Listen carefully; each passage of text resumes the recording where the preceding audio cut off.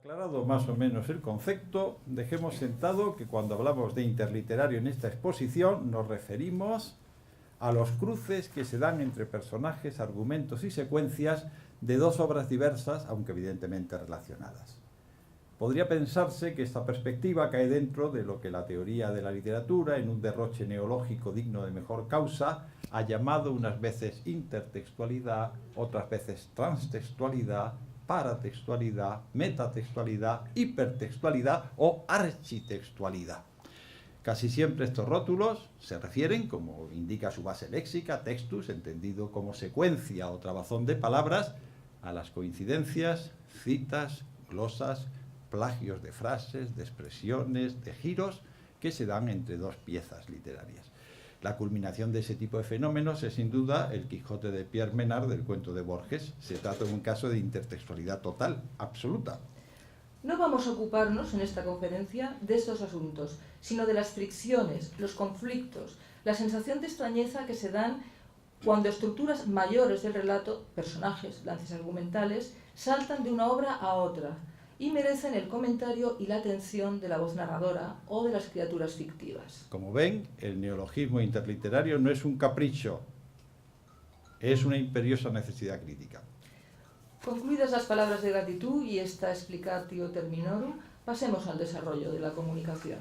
Bueno, sin duda, la dialéctica entre los tres Quijotes, el de 1605, el de 1614 y el de 1615, constituye una de las cuestiones que más han apasionado a los investigadores áureos desde el siglo XVIII a nuestros días.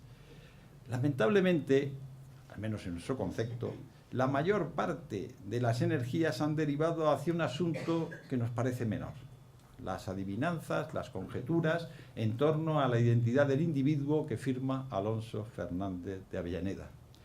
Esta preocupación, esta inquietud de la crítica, da de barato la veracidad de las palabras cervantinas en el prólogo de 1615, cuando habla de la aflicción que debe tener este señor. Sin duda es grande, pues no osa aparecer a cielo abierto, a campo abierto y a cielo claro, encubriendo su nombre, fingiendo su patria, como si hubiera hecho alguna traición de lesa majestad. El resultado de este interés es, como bien se sabe, una inmensa bibliografía que ha acabado atribuyendo el Quijote de Avellaneda a la mayor parte de los integrantes del Parnaso español, a algunos escritores ocasionales y a personajes exóticos cuyo contacto con nuestra literatura es más bien limitado. En los últimos tiempos, Pilar Gutiérrez Alonso investiga sobre un poco conocido sacerdote llamado Alonso Fernández, párroco de la Avellaneda en Ávila. Menos atención se ha dedicado a analizar desde la distancia y el escepticismo crítico la estructura, valor y sentido del segundo Quijote, Quijote de Avellaneda, el de 1614. Algo más, aunque no demasiado, entiéndase siempre este no demasiado, dentro de las ingentes proporciones de la bibliografía cervantina, nos hemos ocupado entre todos del influjo que pudo tener este segundo Quijote sobre la redacción final de la segunda parte, publicada en 1615 por Cervantes, que no fue poco. No hay duda de que la aparición del Quijote de Avellaneda constituyó un hito decisivo y un acicate para que Cervantes culminara su obra. Hay indicios racionales, siempre sometidos a dudas y corroboraciones, para afirmar que, pese a haber anunciado su inminente publicación en el prólogo de las novelas ejemplares en agosto de 1613, un año después del relato, que había de tener 74 capítulos, solo había alcanzado el 58. La primera referencia al libro del continuador aparece en el capítulo 59. En los meses que siguieron, estamos en el otoño de 1614 y el nuevo libro se aprobó el 17 de marzo de 1615, Cervantes tuvo que acelerar el ritmo de escritura y buscar nuevos argumentos y situaciones que dieran adecuada respuesta a la obra de su rival. Nuestro propósito es apuntar, simplemente apuntar, cómo la aparición del Quijote de Avellaneda proporcionó al primer autor la posibilidad de profundizar en una de las claves estéticas más sorprendentes de su nuevo relato. Para el conjunto de los lectores, incluidos aquellos que no se proponen racionalizar ni verbalizar en qué consiste el particular encanto y la extrema originalidad del Quijote de 1615, está claro que una de las novedades fundamentales es el peso que adquieren en esta última entrega los juegos meta e interliterarios. En el Quijote de 1605, como en el de Avellaneda, la literatura es algo exterior a la obra, a la acción narrada. Por un lado, es el cauce que permite la transmisión de unos hechos hipotéticamente reales. Se trata de unos anales, una historia que como género literario está en las antípodas del realismo, aunque tenga como propósito último el reflejo de la verdad. Por otro lado, el receptor se encuentra con una inusual presencia de diversas instancias autoriales del relato central. La voz del mismo Cervantes, que tantas veces habla directamente al lector en nombre propio, el cronista que redacta los Anales de la Mancha, el sabio moro Cide Hamete Benengeli, que registra la mayor parte de los capítulos de la vida sin par del hidalgo, y el traductor morisco. Estas intromisiones rompen la fe ciega que otorgamos en otros relatos al narrador omnisciente. Provocan el extrañamiento, la distancia, y ponen ante nuestros ojos la perspectiva escéptica de que estamos ante una arquitectura del ingenio, no ante una consignación o traslado de hechos reales, y nos invita a reflexionar y a discutir y matizar su mensaje. Dentro de la acción narrada, la literatura es una realidad, es una experiencia que determina la locura del hidalgo manchego, porque necesitado de la fantasía para dar sentido a una vida anodina y sin alicientes, aunque pacífica y razonablemente cómoda. El Quijote no es una epopeya del hambre, como es su casi contemporáneo el Buscón, sino que refleja puntualmente lo que parece ser la vida cotidiana de esa etapa en ese medio. Alonso Quijano busca refugio en las aventuras de los caballeros andantes. Persigue un universo enteramente ajeno, opuesto en muchos de sus rasgos al que ha de vivir cada día en ese innominado lugar de la Mancha. La fantasía literaria se presenta como el reino de lo otro, en choque con la realidad tangible que tiene ante sus ojos, la que puede tocar cada día, la que ha de vivir fatal, forzosamente. Así pues, los nobles castellanos de los libros de caballerías sustituyen en su cabeza a los resabiados venteros que ven sus ojos, y altas damas a las mozas del partido y las hermanitas del buen pecar, gigantes a los molinos harineros, ejércitos lujosamente pertrechados a los polvorientos rebaños que rastrojean en las llanuras manchegas, y naturalmente el imaginario brío de Rocinante, trasunto irónico del potro rucio y otros corceles del romancero general, como sabe muy bien Mariano de la Campa, deja en sombra a ese Rocín que tenía más cuartos que un real y más tachas que el caballo de Gonela. Y por último, la princesa y gran señora Dulcinea del Toboso, sobre las bellas bella, borra por completo a Aldonza, aquella moza de chapa hecha y derecha y de pelo en pecho. Ocasionalmente, en el Quijote de 1605 se produce el desengaño, pero solo ocasionalmente. Realidades que en un momento parecen presentar todos los rasgos del universo fantástico, y así lo llega a sentir el lector, se revelan como algo vulgar, ridículamente real. Este juego es el que preside la aventura que le sucedió con un cuerpo muerto, en el capítulo 19, o la de los batanes, en el 20, que mantiene en vilo no solo a los personajes, sino también al lector, hasta que las luces del alba les permiten conocer descubierta y patente la misma causa, sin que pudiese ser otra, de aquel horrísono y para ellos espantable ruido, que tan suspensos y medrosos toda la noche los había tenido. A pesar de esos momentos de desengaño, creo que no resulta difícil adivinar dos escalones, dos niveles en el relato de 1605. Los capítulos primeros nos cuentan la permanente y fracasada batalla del caballero para que los demás acepten el mundo fantástico que se ha empeñado en crear.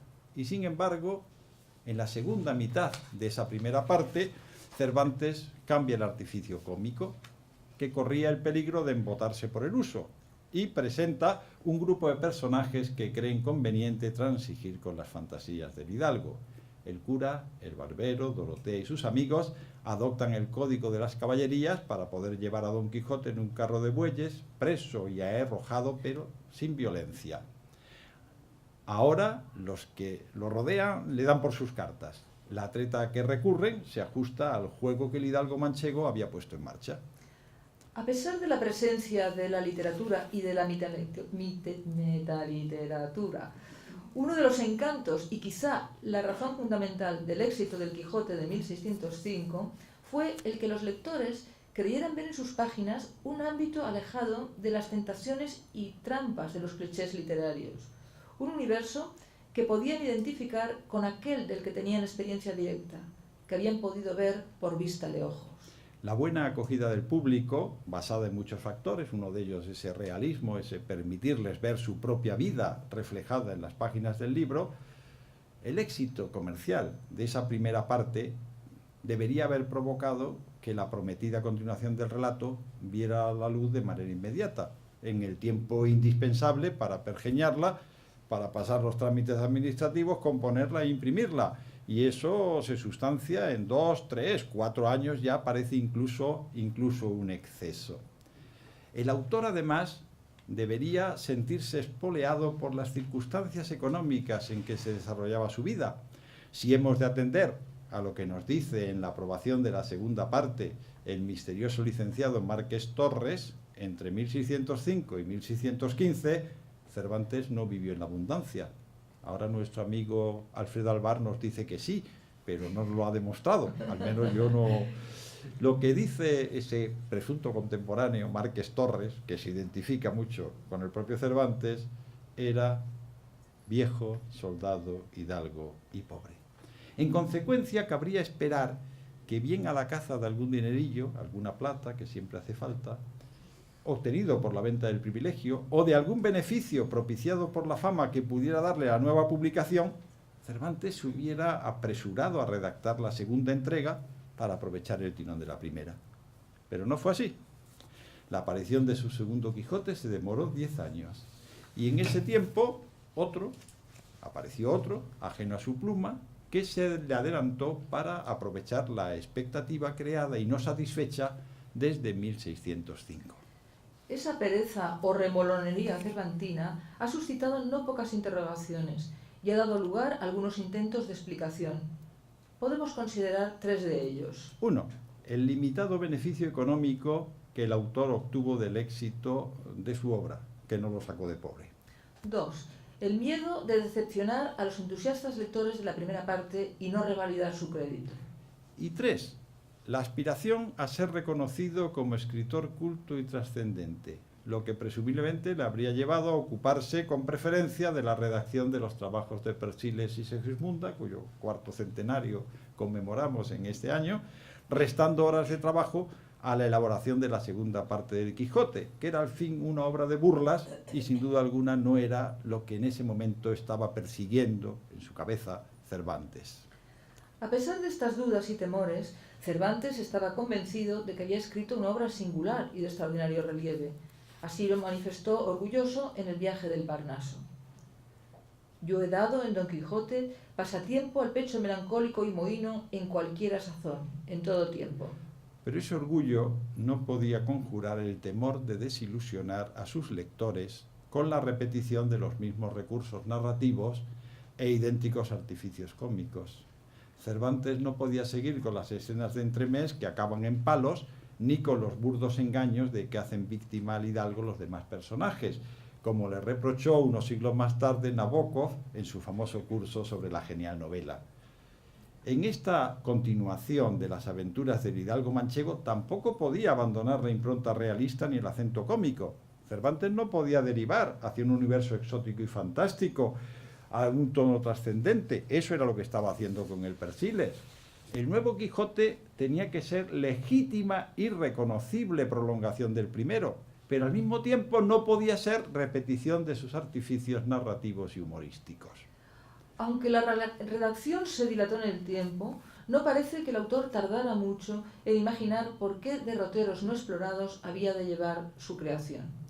Todo indica que desde el primer momento determinó que el nuevo juego que iba a conformar una de las claves de la segunda parte sería una variante fantástica, una pirueta intelectual, una atractiva quimera, pero capaz de incardinarse en las coordenadas de lo real, es decir, de lo que el lector podía percibir como real.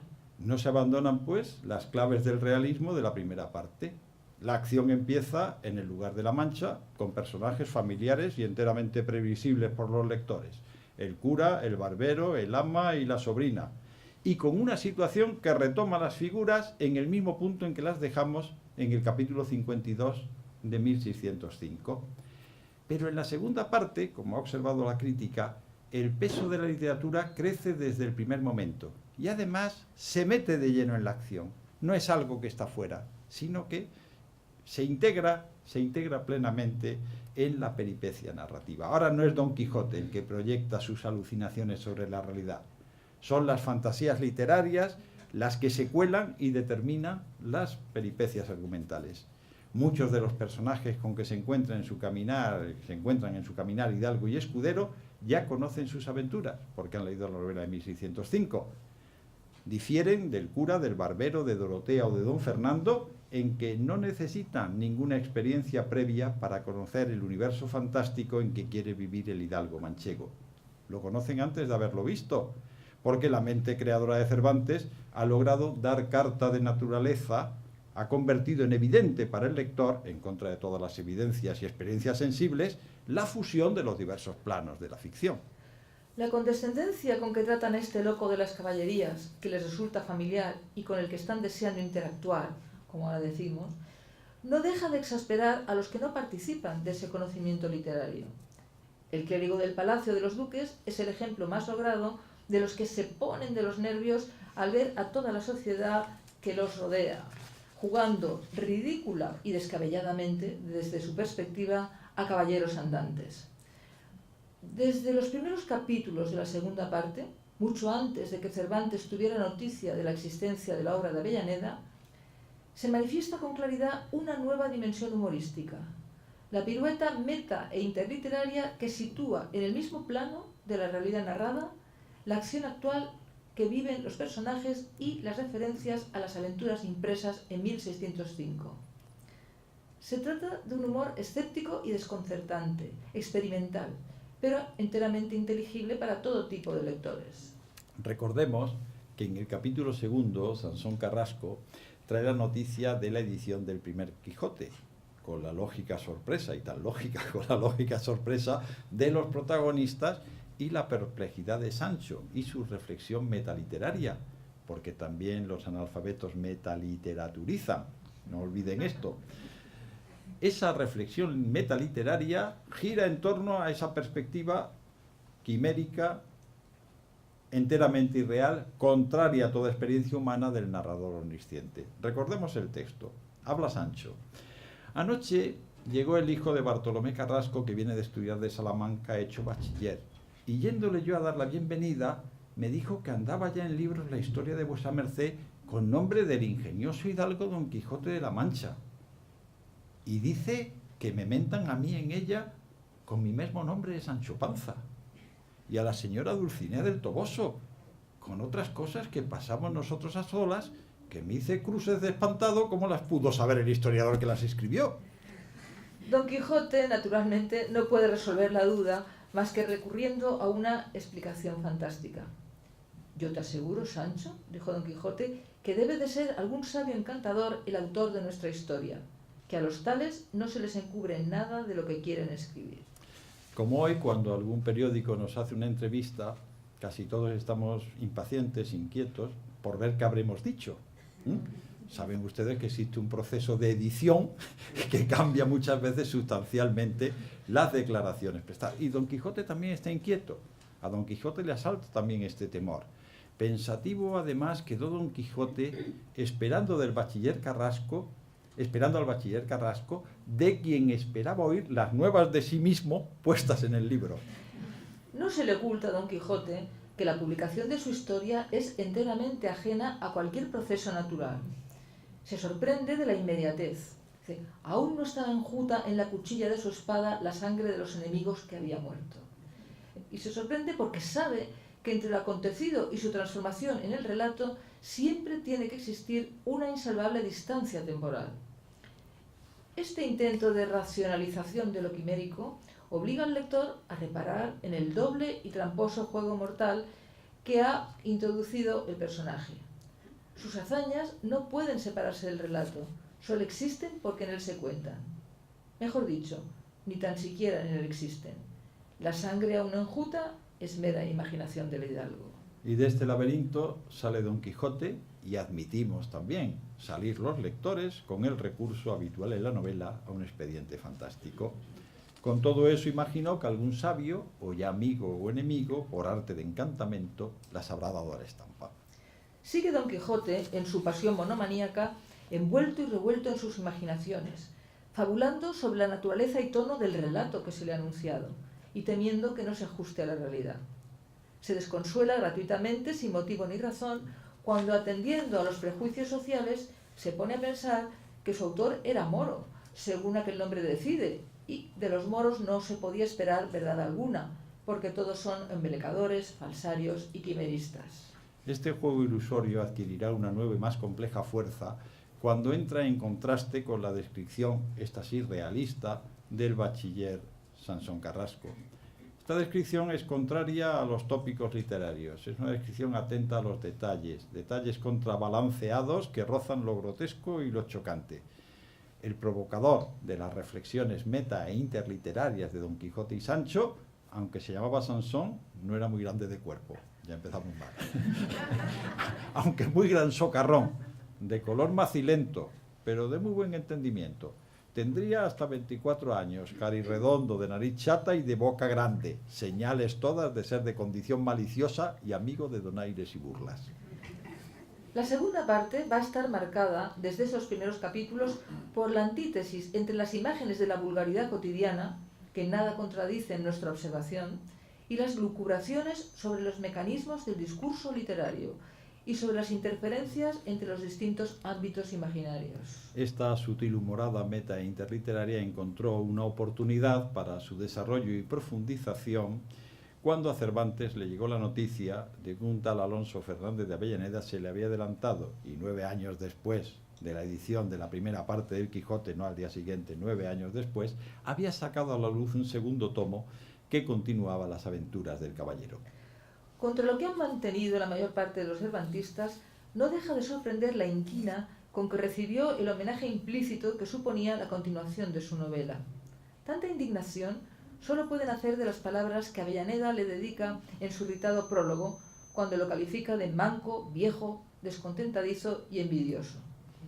Estos insultos, si así queremos llamarlos, nacen probablemente no del odio o el desprecio, sino de la frustración que debió de sentir Avellaneda al leer en los preliminares de las ejemplares que el primer autor del Quijote, que parecía olvidado de su promesa de 1605 a los lectores, se disponía a sacar en breve una segunda parte, que inevitablemente iba a dejar en la sombra su trabajo de varios años.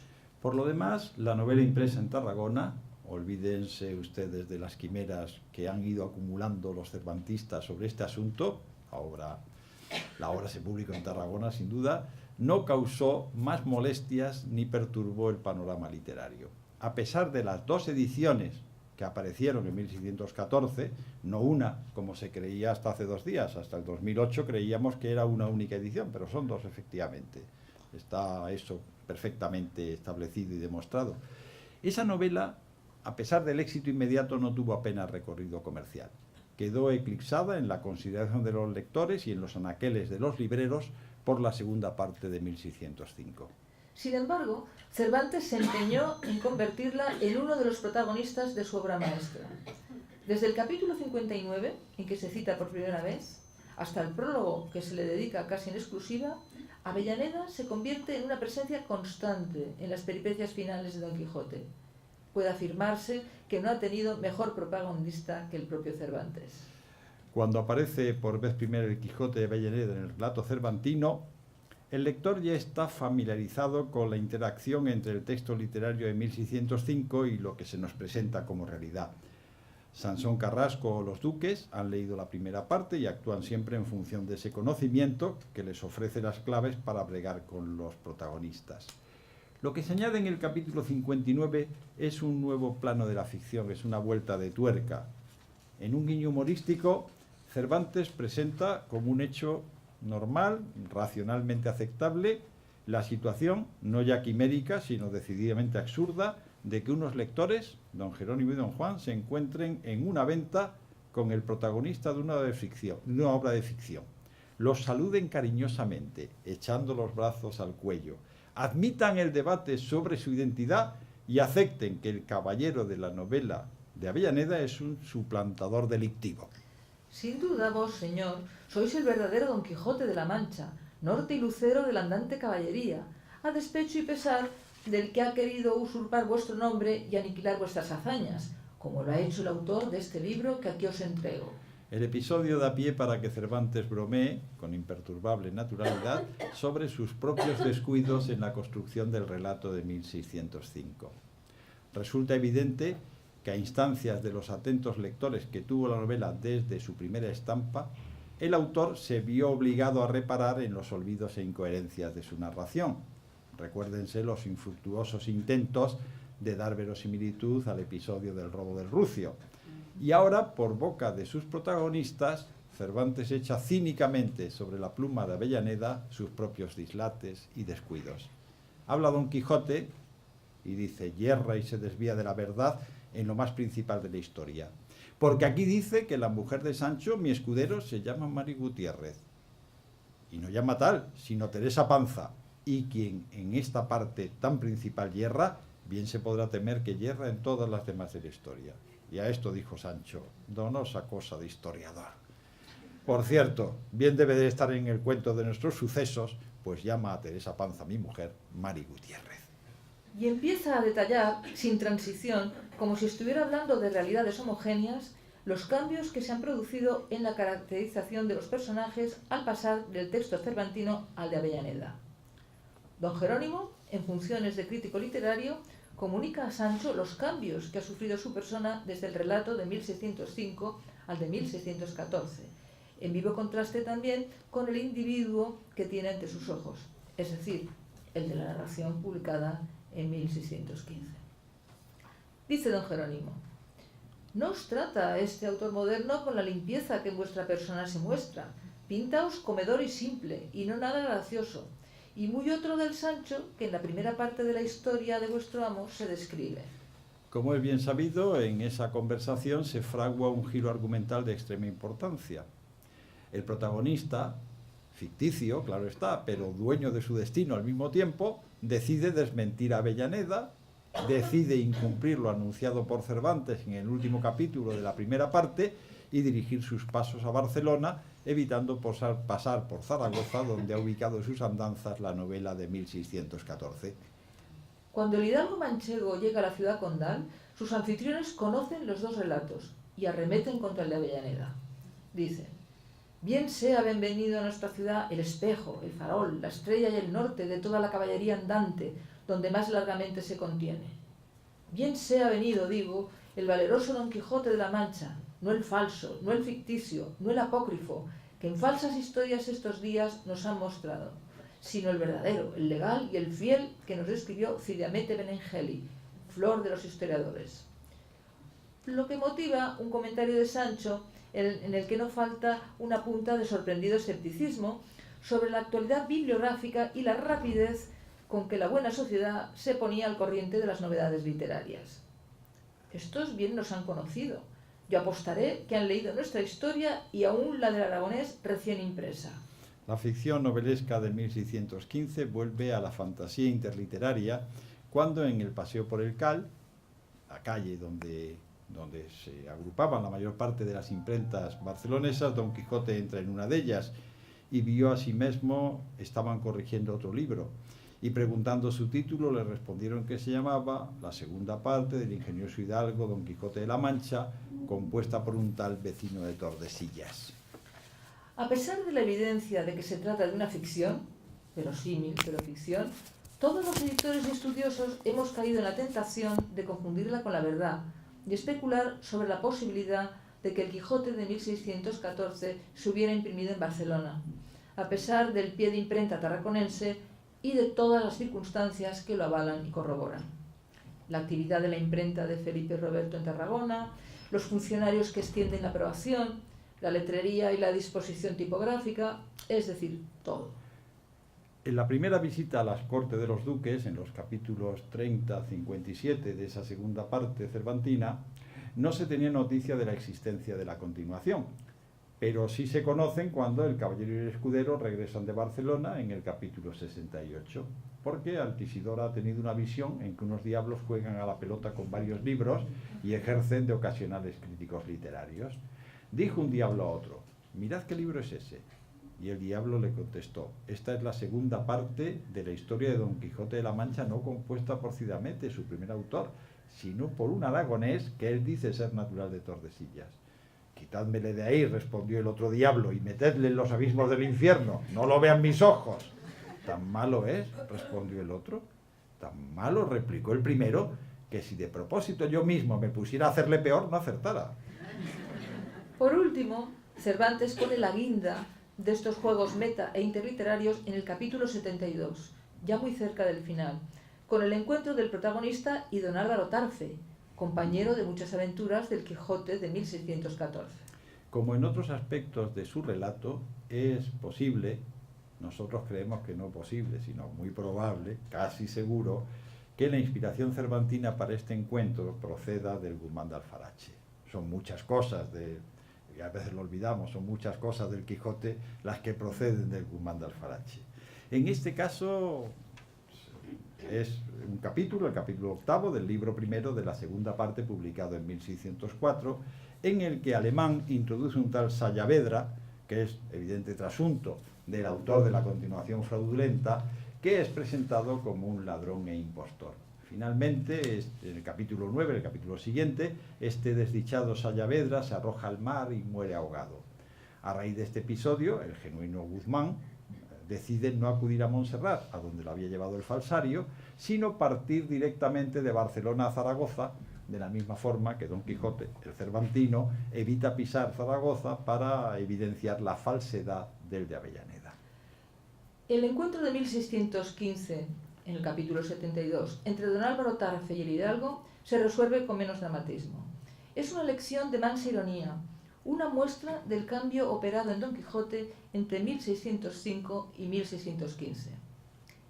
En el capítulo 45 de la primera parte, el hidalgo enloquecido mantiene que los caballeros andantes, como él, no se someten a instancia judicial ni administrativa alguna, porque su ley es su espada, sus fueros sus bríos, sus premáticas su voluntad.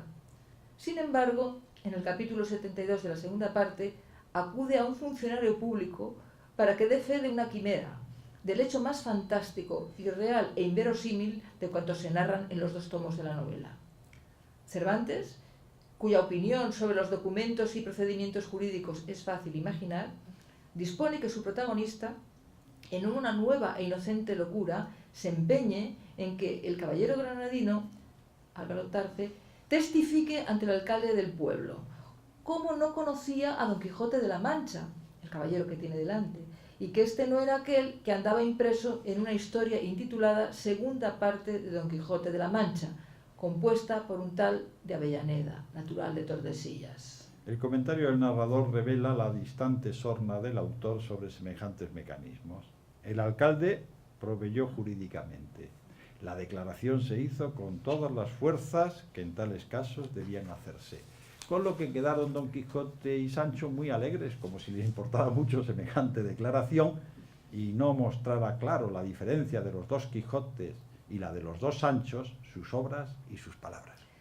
Para encontrar una explicación racional a tan extraño fenómeno, don Álvaro no puede más que echar mano al recurso habitual de Don Quijote. Se dio a entender que debía de estar encantado, pues tocaba con la mano dos tan contrarios Don Quijotes. En conclusión, en el Quijote de 1605, Cervantes utiliza el vivo y a veces mecánico contraste entre las imaginaciones y quimeras del hidalgo manchego y la realidad exterior. En el Quijote de 1615 explora y explota otra dimensión de la fantasía, la que nace de dar carta de naturaleza en un relato realista al universo de la ficción.